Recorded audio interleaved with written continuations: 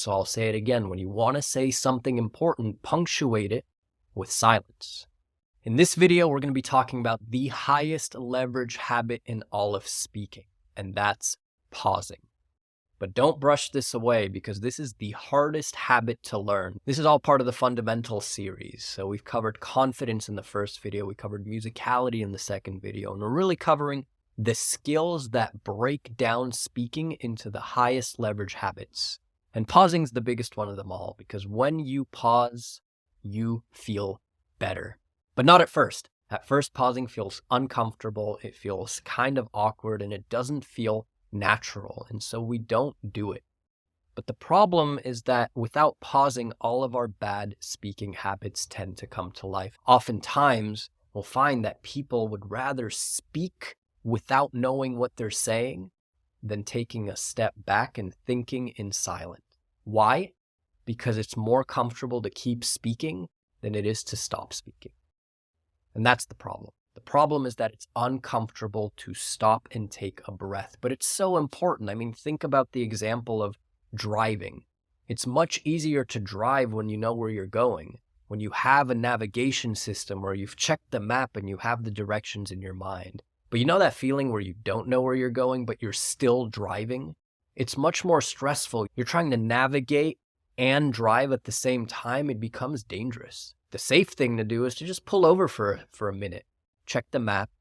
Oh yeah, I need to go there, and then get back into it. And then when you get back into it, knowing where you're going, the driving feels automatic. You can start singing while you're driving, you can have the music playing, you're paying attention, but it's also kind of on autopilot. And that's what we want our speaking to be. We want speaking, this flow-oriented, subconscious, natural process that we do, we want it to feel easy, effortless, on autopilot. And it can. But it only can when we know where we're going. Because without the clarity of the destination, our attention is busy navigating. And when we're thinking and speaking at the same time, our brain is trying to do too much at once, and we start to get into these little collisions. Maybe we ramble. Maybe we start using filler words. So it's just our brain going, come on, idea, where am I going? We're in the momentum of speaking, and we haven't learned the habit of unwinding that and stopping. But stopping is excellent. It's such a gift for your audience. Stopping allows people to really hear what you have to say. In fact, if you want a tactical piece of advice, whenever you say something important, stop talking. What happens? Well, people replay that last important sentence in their head, in the silence. The silence perks up their attention. They go, whoa, that's a signal. Maybe I should lean in and listen. And when there's nothing in that space, they replay the last thing that you said, and it really lets it sink in. So I'll say it again. When you want to say something important, punctuate it with silence. And let it sink in. Now, you don't have to use it for such a dramatic effect. That's more of a tactical tip. That's not why we're doing this. But we are doing this to emphasize the contrast, to emphasize that if everything is said in a speed that is rushed, nothing will stand out. Sometimes we do need to stop speaking in order to punctuate that, hey, what I just said really matters.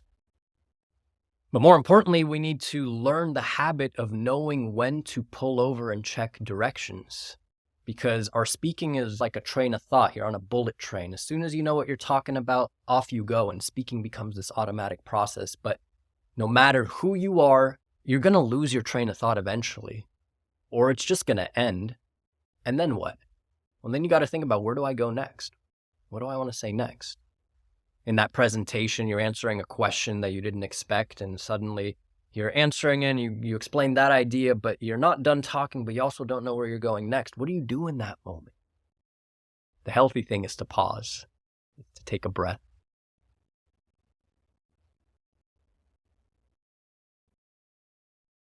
And in that silence, the idea arises. Clarity arises. The Taoists, the philosophy that's all about going with the flow, the Taoists believe that clarity comes from this place called no mind, this place behind the thinking brain. I mean, let's face it, we don't know where our thoughts come from. Do we try to think of thoughts, or do they spontaneously arise in our awareness? It's a little too deep for this video, but in my opinion, thoughts arise organically. Thoughts arise when we create spaciousness for them. Thoughts arrive when we trust that thoughts. So part of the habit of pausing is developing the trust that even when I don't know where I'm going, if I take a break, the idea will be there for me. It might take a second or 2 or 3 or 5, but it's worth it. It's worth staying in that silence and being thoughtful in order to really connect with where you want to go next. Because then you're going to speak with certainty, you're going to speak with clarity, and the audience is going to appreciate it. But here's the problem. Silence feels uncomfortable. Internally, silence feels a lot longer than it looks. It's the theory of relativity perfectly encapsulated. Silence feels longer than it looks. So a 3-second pause will feel like a 10-second pause. A 1-second pause will still feel like a 5-second pause. It's really strange, but we see it all the time. If you're under pressure, in front of people, all eyes on you, and you feel like you're losing your train of thought, and you stop speaking to think, the first thought in your head goes, everyone's looking. The next thought in your head goes, they must think I don't know what I'm talking about. The third thought goes, uh-oh, I'm blanking. And there's this unrest in the mind. There's an anxiousness like, come on, brain, please save me, please, please, please. And that anxiousness is what's preventing clarity. It's what's preventing the thoughts to arise naturally. So part of what we do at Ultraspeaking is unwinding this tense, anxious habit of hurrying, this tense, anxious desire to always know what we're talking about. And we want to create a healthier relationship. We want to create a truthful relationship. And the truthful relationship is that there will be moments where you know what you're talking about, and there will be moments where you don't. And that's natural. That's how it's supposed to be. And in the moments where you don't, in the moments where you find yourself losing your train of thought, losing clarity, rambling, feeling like I'm not as connected to what I was saying, those are the moments that we must remember to pause. And by the way, we do this with our friends all the time. We do this with our family so naturally. It's in the moments where we feel pressure that things change, that we feel higher pressure to do the opposite, where we feel rushed. And so let's internalize a few ideas and wrap this up. Idea number 1 is that a pause feels longer than it looks, meaning it's going to feel uncomfortable, so you're not going to want to do it. But the truth is, it's not that long. People forget about it the moment you start talking again.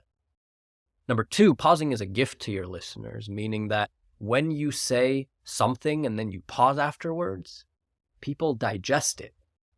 They appreciate the space.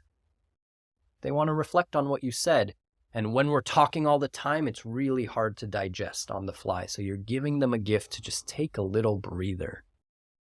And number 3, pausing is a flush for the mind. It relaxes the body. It gets the shoulders to drop. It really is a tool to reset the mind and allow for new, better, deeper ideas to come in. And if we don't create that space, then we'll always stay on the same wavelength that we started. And that implies that where we start is the right destination. And we don't know that. We don't always get the best idea at first. Ideas evolve as we talk them out, as we think, as we breathe. So creating that space to breathe allows for ideas to improve. One question you might be asking, hey, Michael, I get it, but every time I pause, I get interrupted, someone jumps in, and I never get to finish my train of thought. I get it. Some people are big interrupters, but that's the reality. In my experience, people don't get interrupted when they pause with confidence. When you pause without confidence, when you don't trust your own pause, when you feel it's awkward, you are likely to get interrupted. It's a little catch-22. That's why we need to practice the habit of pausing with confidence, believing that we deserve to take the space to think because it benefits everybody. And when you have pausing as a habit, when it's a natural part of your speaking, when you're able to go on a train of thought and flow with it, and then also remember to take a breath, There's a natural musicality, but more importantly, there's an unhurriedness. There's a presence to you. There's a groundedness. And this is what we call executive presence. There's a relaxed ease. You're no longer anxiously searching for the next idea. You're no longer rushing to get all your words across in a short amount of time. You're taking your time. And taking your time means that you believe you deserve to take the time and space to speak. You're worthy of that. And a lot of people don't have that conviction in themselves. They don't have that belief. It takes time to develop. And that's why we say that only confident people pause, because pausing takes confidence. It really does. To say nothing in front of everybody and have them wait for you takes confidence. But we have to remember that it's a gift to everyone, that it will improve your speaking. And most importantly, you already do this with the people you feel most at ease with. So it's just learning to do that in environments where we feel a little bit intimidated or a little bit of pressure. And that's why we need to practice in simulated environments. We need to practice under pressure. We need to make pausing habit. And that's what we do in the fundamentals course. We make it a habit. We make it a part of our speaking so that you don't have to think to remember to pause. It becomes a natural part of your cadence. And when that happens, a lot of internal shifts happen as well. You feel like you belong more. You feel like you deserve to share your voice. You feel like you deserve to take up space, and you feel more relaxed, because that's what pausing ultimately does. So it's hard. It's difficult. The most difficult skill. In my experience, most people don't do it enough. Some people don't do it at all. But at the end of the day, those who build comfort in the pause, those who are able to stay in the silence, think, breathe, and wait for clarity, those are the people who end up communicating the clearest, communicating with the most confidence, and those are the people who enjoy speaking, because they take the pressure off themselves and they're able to relax into the flow of things, which is what speaking is all about.